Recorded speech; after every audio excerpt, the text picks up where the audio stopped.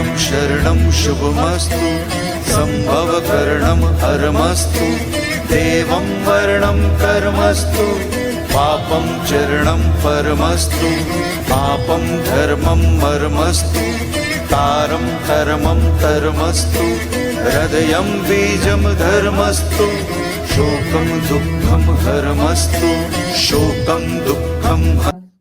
गुरुदेव, क्या हर बात का कोई मतलब होता है या कुछ बातें बेमतलब की ही होती हैं?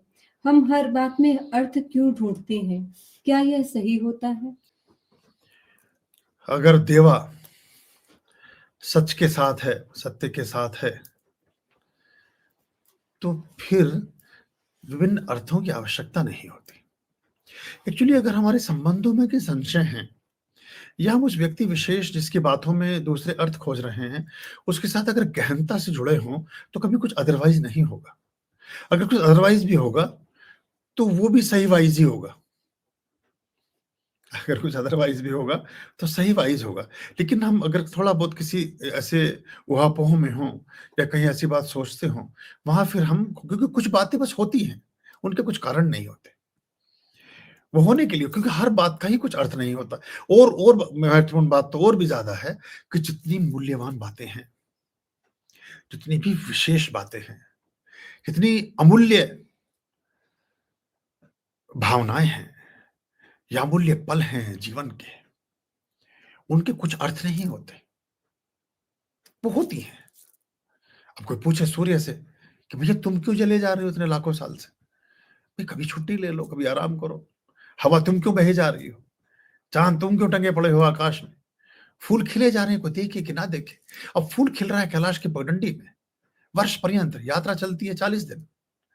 तो बाकी 40 दिन के अलावा जो 315 दिन, 325 दिन बैठेंगे, 325 दिन में तो फूल डिप्रेशन का शिकार हो जाए।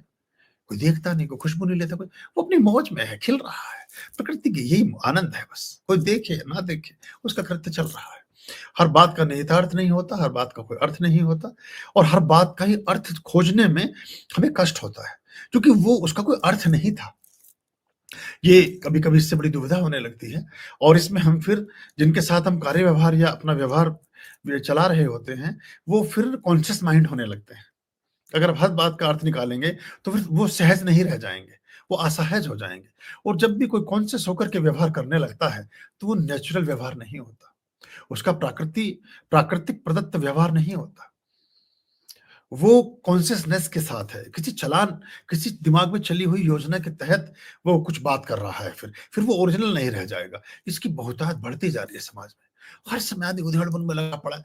उनमें से उतनी उधेड़-बुन में से वो स्वेटर कभी बुने ही नहीं जाते, कभी पहने ही नहीं जाते, जिनको रोज सिलाई पे बैठा हुआ आदमी सिल बना रहा है। फंदे कितने डाल रहा है, वो फंदों को कभी स्वेटर बुना नहीं जाएगा, बुन भी गया तो कोई पहनेगा नहीं उसको। वेस्टेज ऑफ टाइम, कोई जरूरत नहीं है उसकी, जैसे चल रहा है सब स्फूर्त, सब ठीक है। और जिस व्यक्ति के साथ आप ऐसा बात कर रहे हैं, सुनने वाले हैं या कहने वाले हैं, उन दोनों ही स्थिति में आपको स्वीकृति और स्वीकार बोध होना चाहिए। अगर उसमें कहीं मलिनता है या वो है, तब फिर ऐसी चीजों में हम ज्यादा इन चीजों को खोजने का प्रयास करते हैं, जो मनोवैज्ञानिक ढंग से जिस तरह से बातें काम करती हैं।